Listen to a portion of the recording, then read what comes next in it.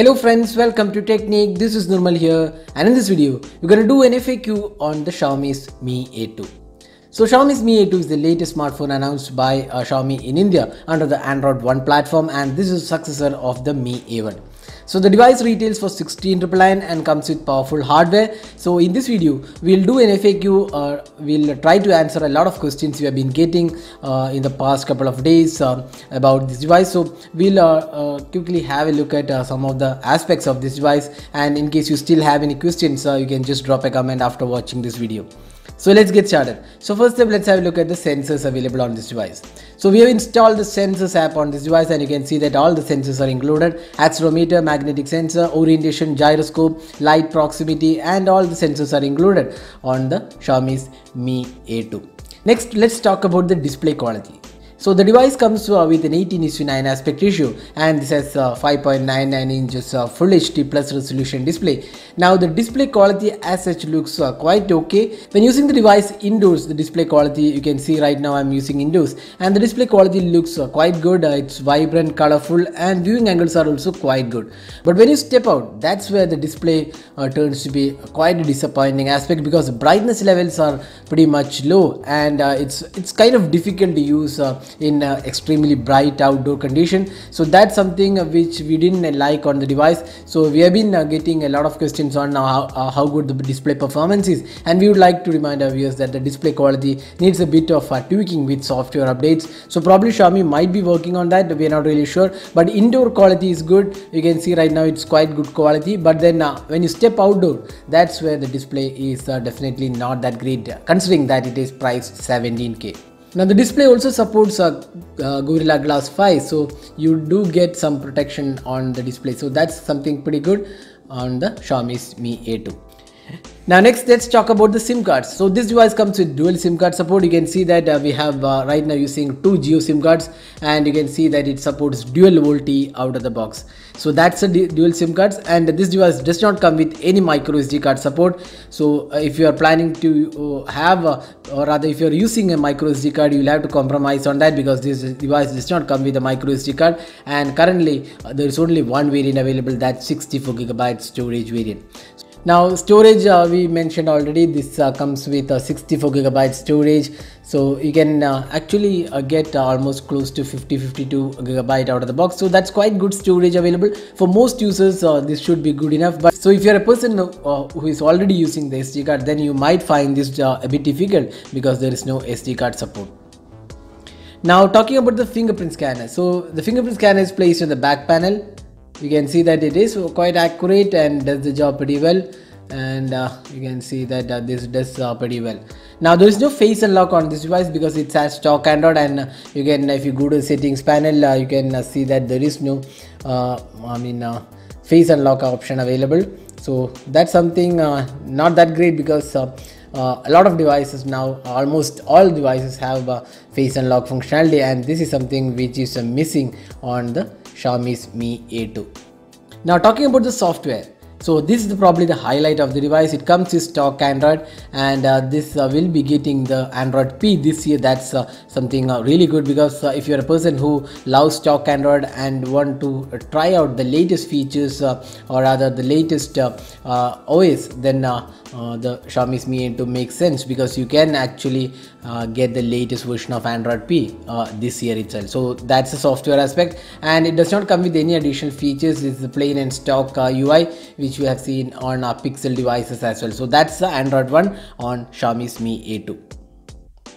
Now talking about the performance. So this is powered by the Snapdragon 660 octa-core chipset, and this device comes with really good performance all around. So it is really smooth, and Snapdragon 660 is a really powerful chipset, and you can actually see this in effect on the Mi A2. It is a really good chipset. Now talking about the gaming experience, we have done a detailed gaming review, and it found it to be quite good enough for this price segment with 660 chipset, and we can easily play high graphic rich games, and we played ASPHALT 9 and also PUBG, and it played quite well on this device. So that's the gaming experience on the Xiaomi's Mi A2. Now next up, the battery. So this is another area where we are beginning getting a lot of questions. So the battery capacity is as such low, around 3110 mAh battery. That's quite low by 2018 standards, because most of the smartphones, even the budget segment, mid-range, and even flagships have moved to 3500 and 4000 mAh capacities, but Xiaomi's Mi A2 is stuck at 3000 mAh capacity battery, and that's definitely not a great sign. And now talking about the charging time. So this device supports QC 3.0 and QC 4.0 plus. Right now we don't have a QC 4.0 charger available in India. It might be coming pretty soon. So we tried with around a QC 3.0 charger and a 22-watt charger. So it took around 1 hour 40 minutes to charge the device. So probably with QC 4.0 it might be even faster because it has official support. But for us it took around 1 hour 40 minutes to charge this device. Now talking about the screen on time. So the battery performance on this device is quite disappointing, to be very frank, because with stock Android we expected the battery performance to be slightly better, especially with no other third-party apps and no customizations involved, because it has a smaller capacity battery and the battery performance is quite average, and we got a screen on time around 4.5 hours. That's the maximum we got. So you can expect somewhere around 4 to 5 hours is what we feel an average user might get, but then again it depends upon which all apps you're using, which all apps are syncing in the background. So we use the device with the regular set of social apps and other social networking apps and the regular apps along with gaming and camera usage, and we could get around 4.5 hours maximum on this device. Next, let's talk about the speaker performance. So we'll play a song from YouTube's audio library and show you how good the experience is. So let's just start this.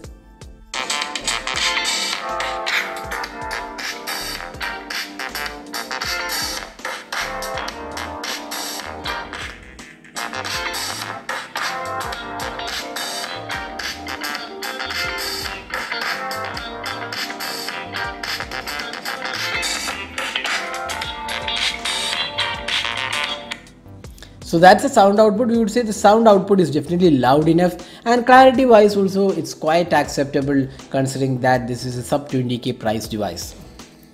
Now next, LED notification. So this device does come with LED notification. We'll connect this device to a charger to show you the LED notification. So we can see that this is the LED notification available on this device, and you can see right now it's next to the selfie flash. The LED notification is present. Now next, let's see the USB OTG functionality on this device. So we have a USB Type-C cable and connected to a pen drive. So we'll just insert this device, a cable into the device. So there you go, you can see that the phone has detected the pen drive and you can access all the files. So there is USB OTG support out of the box. Next, moving on to the camera quality. So we have done a detailed review of the camera on this device. So the camera is definitely good. One of the highlights of the device, the rear camera especially has a great quality even in low light conditions with f-stop 1.75 aperture, and dual camera setup is really good in terms of portrait mode. The only area probably the camera lags behind is the video recording, which is quite okay but definitely not a class leading performer. And the selfie camera also turned out to be quite good. So these were some of the samples we took from the Mi A2. If you want to get an in-depth idea about the camera, you can also check out the detailed camera review. We'll post that video, the link for that video in the description of this video. Now finally the pricing. So this device comes in two variants. As of now only 4GB RAM variant is coming. The 6GB RAM will come at a later stage. We are not sure about the pricing of the 6GB RAM variant, but the 4GB RAM variant is priced 16,999 and will go on sale on August 16th. That's the date when this will go on sale. So you can actually pre-book the device. In case you are already pre-booked, you will be getting this device in a week's time. We have tried to cover most of the aspects and a lot of questions you have been getting on this device. So in case you still have any questions to ask, you can just drop a comment and we'll try to answer most of your questions. And hope this video was useful in getting an idea about some of the features and highlights of the Xiaomi's Mi A2. So this is Nirmal signing off. Thanks for watching. Hope to see you in our next video. Have a great day.